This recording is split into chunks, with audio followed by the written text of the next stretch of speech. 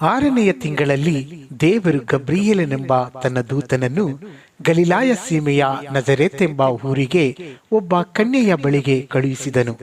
ಆ ಕನ್ಯೆಯ ಹೆಸರು ಮರಿಯಳು.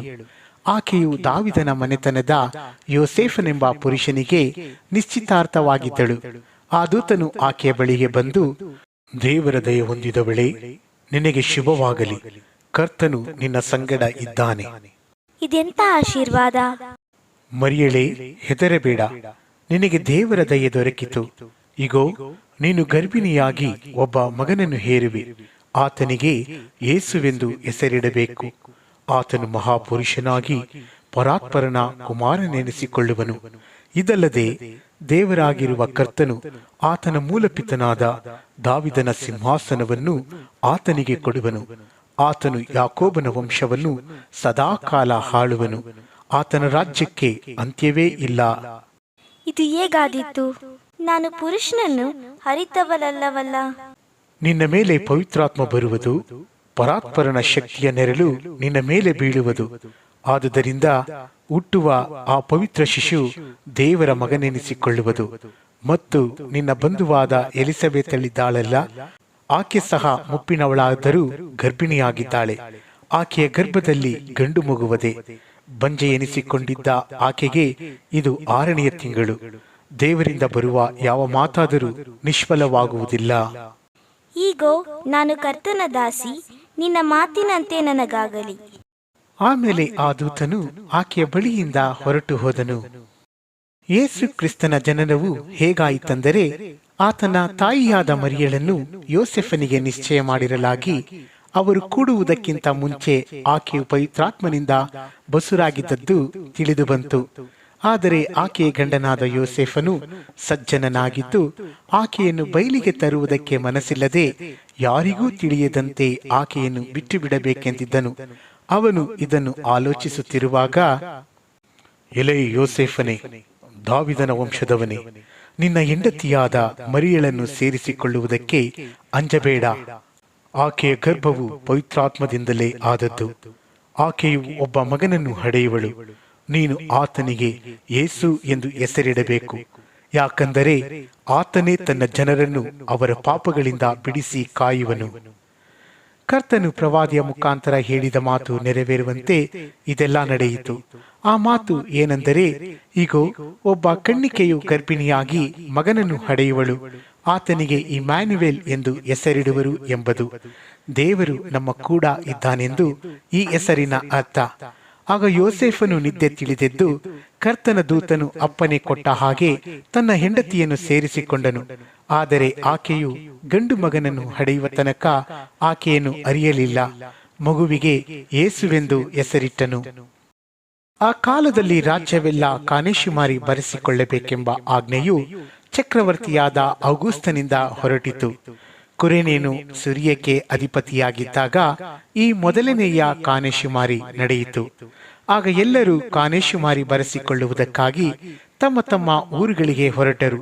ಯೋಸೇಫನು ಸಹ ತಾನು ದಾವಿದನ ಮನೆತನದವನು ಗೋತ್ರದವನು ಆಗಿದ್ದರಿಂದ ಹೆಸರು ಬರೆಸಿಕೊಳ್ಳುವುದಕ್ಕಾಗಿ ತನಗೆ ನಿಶ್ಚಿತಾರ್ಥವಾಗಿದ್ದ ಮರಿಯಳ ಸಂಗಡ ಗಲಿಲಾಯ ಸೀಮೆಯ ನಜರೇತ್ ಎಂಬ ಊರಿನಿಂದ ಹೊರಟು ಯೂದಾಯದಲ್ಲಿರುವ ಬೆತ್ಲೆಹೇಮ್ ಎಂಬ ದಾವಿದನೂರಿಗೆ ಹೋದನು. ಆಗ ಮರಿಯಳು ಪೂರ್ಣ ಗರ್ಭಿಣಿಯಾಗಿದ್ದಳು. ಅವರು ಅಲ್ಲಿದ್ದಾಗ ಆಕೆಗೆ ದಿನ ತುಂಬಿತು.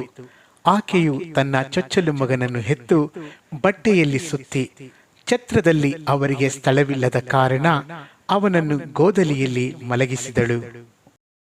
ಆ ಸೀಮೆಯಲ್ಲಿ ಕುರುಬರು ಹೊಲದಲ್ಲಿದ್ದುಕೊಂಡು ರಾತ್ರಿಯಲ್ಲಿ ತಮ್ಮ ಕುರಿ ಹಿಂಡನ್ನು ಕಾಯುತ್ತಿರಲಾಗಿ ಕರ್ತನ ದೂತನೊಬ್ಬನು ಬಂದು ಅವರ ಎದುರಿನಲ್ಲಿ ನಿಂತನು. ಕರ್ತನ ಪ್ರಭೆಯು ಅವರ ಸುತ್ತಲೂ ಪ್ರಕಾಶಿಸಿತು. ಅವರು ಬಹಳವಾಗಿ ಹೆದರಿದರು. ಆ ದೂತನು ಅವರಿಗೆ, ಹೆದರಬೇಡಿರಿ, ಕೇಳಿರಿ, ಜನರಿಗೆಲ್ಲ ಮಹಾ ಸಂತೋಷವನ್ನುಂಟು ಮಾಡುವ ಶುಭ ಸಮಾಚಾರವನ್ನು ನಿಮಗೆ ತಿಳಿಸುತ್ತೇನೆ. ಅದೇನೆಂದರೆ, ಈ ಹೊತ್ತು ನಿಮಗೋಸ್ಕರ ದಾವಿದನೂರಲ್ಲಿ ಒಬ್ಬ ರಕ್ಷಕನು ಹುಟ್ಟಿದ್ದಾನೆ. ಆತನು ಕರ್ತನಾಗಿರುವ ಕ್ರಿಸ್ತನೇ. ಆತನು ನಿಮಗೆ ಗೊತ್ತಾಗುವುದಕ್ಕೆ ಗುರುತೇನೆಂದರೆ, ಬಟ್ಟೆಯಿಂದ ಸುತ್ತಿರುವ ಒಂದು ಕೂಸು ಗೋದಲಿಯಲ್ಲಿ ಮಲಗಿರುವುದನ್ನು ಕಾಣುವಿರಿ. ಫಕ್ಕನೆ ಆ ದೂತನ ಸಂಗಡ ಪರಲೋಕ ಸೈನ್ಯದವರ ಒಂದು ದೊಡ್ಡ ಗುಂಪು ಕಾಣಿಸಿಕೊಂಡು, ಮೇಲನ ಲೋಕಗಳಲ್ಲಿ ದೇವರಿಗೆ ಮಹಿಮೆ, ಭೂಲೋಕದಲ್ಲಿ ಮನುಷ್ಯರೊಳಗೆ ಸಮಾಧಾನ, ದೇವರು ಅವರಿಗೆ ಒಲಿಯುತ್ತಾನೆ. ದೇವದೂತರು ಅವರ ಬಳಿಯಿಂದ ಪರಲೋಕಕ್ಕೆ ಹೊರಟು ಹೋದ ಮೇಲೆ ಆ ಕುರುಬರು, ನಾವು ಈಗಲೇ ಬೆತ್ಲೆಹೇಮಿಗೆ ಹೋಗಿ ಕರ್ತನು ನಮಗೆ ತಿಳಿಯಪಡಿಸಿದ ಈ ಸಂಗತಿಯನ್ನು ನೋಡೋಣ, ನಡೆಯಿರಿ. ತಟ್ಟನೆ ಹೋಗಿ ಮರಿಯಳನ್ನು, ಯೋಸೇಫನನ್ನು, ಗೋದಲಿಯಲ್ಲಿ ಮಲಗಿರುವ ಆ ಕೂಸನ್ನು ಕಂಡುಕೊಂಡರು. ಅದನ್ನು ನೋಡಿದಾಗ ಅವರು ಆ ಮಗುವಿನ ವಿಷಯದಲ್ಲಿ ತಮಗೆ ಹೇಳಿದ ಮಾತನ್ನು ತಿಳಿಯಪಡಿಸಿದರು. ಅದನ್ನು ಕೇಳಿದವರೆಲ್ಲರೂ ತಮಗೆ ಕುರುಬರು ಹೇಳಿದ ಮಾತುಗಳಿಗೆ ಆಶ್ಚರ್ಯಪಟ್ಟರು. ಆದರೆ ಮರಿಯಳು ಆ ಮಾತುಗಳನ್ನೆಲ್ಲ ತನ್ನ ಮನಸ್ಸಿನಲ್ಲಿಟ್ಟುಕೊಂಡು ಯೋಚಿಸುತ್ತಿದ್ದಳು.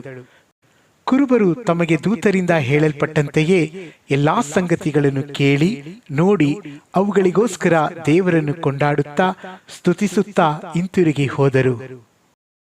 ಅರಸನಾದ ಹೇರೋದನ ದಿನಗಳಲ್ಲಿ ಯೂದಾಯ ಸೀಮೆಯ ಬೆತ್ಲೆಹೇಮ್ ಎಂಬ ಊರಲ್ಲಿ ಯೇಸು ಹುಟ್ಟಿದಾಗ ಮೂಡನ ದೇಶದ ಜೋಯಿಸರು ಯೆರೂಸಲೇಮಿಗೆ ಬಂದು, ಯೆಹೂದ್ಯರ ಅರಸನಾಗಿ ಹುಟ್ಟಿದವನು ಎಲ್ಲಿದ್ದಾನೆ?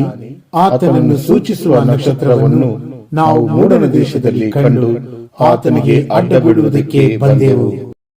ಇದನ್ನು ಕೇಳಿ ಅರಸನಾದ ಹೇರೋದನು ಅವನ ಕೂಡ ಯೆರೂಸಲೇಮಿನವರೆಲ್ಲರೂ ಕಳವಳಪಟ್ಟರು. ಅವನು ಯೆಹೂದ್ಯರ ಎಲ್ಲ ಮಹಾಯಾಜಕರನ್ನು, ಶಾಸ್ತ್ರಿಗಳನ್ನು ಕೂಡಿಸಿ, ಕ್ರಿಸ್ತನು ಹುಟ್ಟಬೇಕಾದದು ಎಲ್ಲಿ ಎಂದು ಅವರನ್ನು ಕೇಳಿದನು. ಅವರು ಅವನಿಗೆ, ಯೂದಾಯದ ಬೆತ್ಲೆಹೇಮಿನಲ್ಲಿಯೇ, ಯಾಕೆಂದರೆ ಯೆಹೂದ ಸೀಮೆಯ ಬೆತ್ಲೆಹೇಮೇ, ಯೆಹೂದದ ಮುಖ್ಯ ಪಟ್ಟಣಗಳಲ್ಲಿ ನೀನು ಎಷ್ಟು ಮಾತ್ರವೂ ಸಣ್ಣದಲ್ಲ. ಒಬ್ಬ ಅಧಿಪತಿಯು ನಿನ್ನೊಳಗಿಂದಲೇ ಹೊರಡುವನು, ಆತನು ನನ್ನ ಪ್ರಜೆಯಾದ ಇಸ್ರಾಯೇಲನ್ನು ಆಳತಕ್ಕವನು. ಆಗ ಹೇರೋದನು ಯಾರಿಗೂ ತಿಳಿಯದಂತೆ ಆ ಜೋಯಿಸರನ್ನು ಕರೆಸಿ, ಆ ನಕ್ಷತ್ರವು ಕಾಣಿಸಿದ ಕಾಲವನ್ನು ಅವರ ಕಡೆಯಿಂದ ಚೆನ್ನಾಗಿ ತಿಳುಕೊಂಡು ನೀವು ಹೋಗಿ ಆ ಕೂಸಿನ ವಿಷಯದಲ್ಲಿ ಚೆನ್ನಾಗಿ ವಿಚಾರಣೆ ಮಾಡಿರಿ. ಅದು ಸಿಕ್ಕಿದ ಮೇಲೆ ನನಗೆ ತಿಳಿಸಿರಿ, ನಾನು ಬಂದು ಅದಕ್ಕೆ ಅಡ್ಡ ಬೀಳಬೇಕು ಎಂದು ಹೇಳಿ ಅವರನ್ನು ಬೆತ್ಲೆಹೇಮಿಗೆ ಕಳುಹಿಸಿದನು. ಅವರು ಅರಸನ ಮಾತನ್ನು ಕೇಳಿ ಹೊರಟಾಗ ಮೂಡನ ದೇಶದಲ್ಲಿ ಕಂಡ ನಕ್ಷತ್ರವು ಅವರ ಮುಂದೆ ಮುಂದೆ ನಡೆದು ಕೂಸು ಇದ್ದ ಸ್ಥಳದ ಮೇಲೆ ಬಂದು ನಿಂತಿತು. ಅವರು ನಕ್ಷತ್ರವನ್ನು ಕಂಡು ಅತ್ಯಂತ ಸಂತೋಷಪಟ್ಟರು ಮತ್ತು ಆ ಮನೆಯೊಳಗೆ ಹೋಗಿ ಆ ಕೂಸನ್ನು ಅದರ ತಾಯಿಯಾದ ಮರಿಯಳ ಬಳಿಯಲ್ಲಿ ಕಂಡು ಅದಕ್ಕೆ ಸಾಷ್ಟಾಂಗ ನಮಸ್ಕಾರ ಮಾಡಿ ತಮ್ಮ ಗಂಟುಗಳನ್ನು ಬಿಚ್ಚಿ ಅದಕ್ಕೆ ಚಿನ್ನ, ಧೂಪ, ರಕ್ತಬೋಳಗಳನ್ನು ಕಾಣಿಕೆಯಾಗಿ ಕೊಟ್ಟರು. ಆಮೇಲೆ ದೇವರು ಕನಸಿನಲ್ಲಿ ಅವರಿಗೆ, ನೀವು ಹೇರೋದನ ಬಳಿಗೆ ತಿರುಗಿ ಹೋಗಬಾರದೆಂದು ಅಪ್ಪಣೆ ಕೊಟ್ಟಿದ್ದರಿಂದ ಅವರು ಮತ್ತೊಂದು ದಾರಿಯಿಂದ ತಮ್ಮ ದೇಶಕ್ಕೆ ಹೊರಟು ಹೋದರು.